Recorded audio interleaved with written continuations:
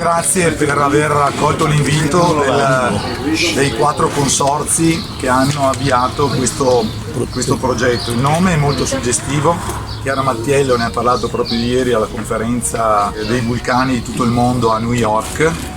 2 anni fa nasceva questa idea di un'opportunità della regione Veneto. Siamo nell'ambito naturalmente del Port Fesaro, quindi vuol dire attività anche sviluppo turistico sostanzialmente, e questa idea parte da una riflessione abbastanza semplice. Voi sapete, no, e me lo insegnate quasi, che il Veneto, oltre ad essere primo dal punto di vista itinologico, ha gli stessi numeri, forse anche più grandi dal punto di vista turistico, ma nel cuore del Veneto, a cavallo tra Verona e Vicenza, mancava una chiave di lettura di aggregazione che fosse allo stesso tempo originale, d'appeal, innovativa e che vedesse territori che spesso si guardano un po' in maniera competitiva, invece in una maniera molto più aggregativa. Ne è uscito un progetto turistico e voglio veramente ringraziare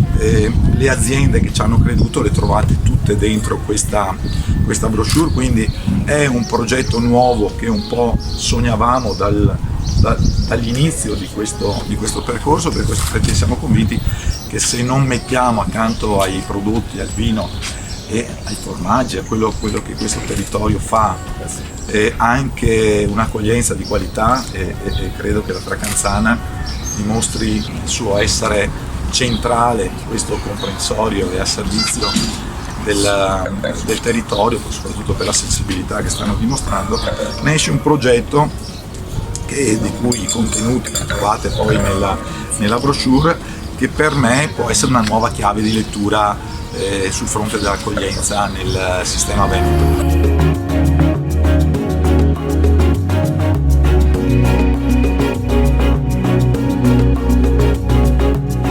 Abbiamo la fortuna di avere Giovanni Ponchia che ha pensato tutto questo 10 anni fa e quindi vi accompagna in questo racconto di 10 anni. Adesso Giovanni da Soave si è spostato quasi fosse predestinato in un altro territorio vulcanico come il Gambellara e in parte anche i Colli Iberici.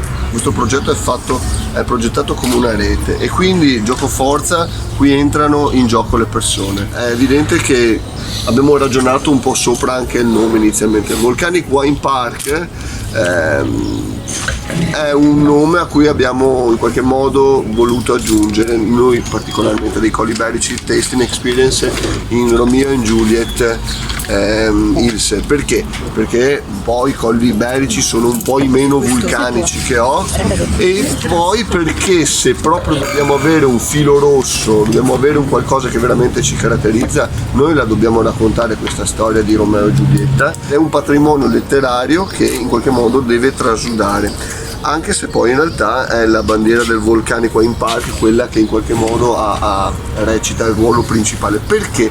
Per questi 8 anni precedenti a questo progetto di sperimentazione dal punto di vista dell'impatto, della percezione, dell'evocatività, della trasmissione immediata di alcuni valori.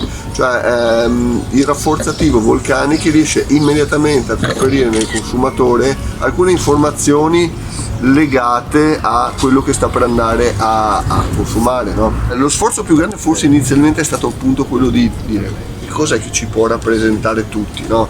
Però effettivamente questo tema funziona ed è una bandiera che penso che continuerà a sventolare ancora per anni.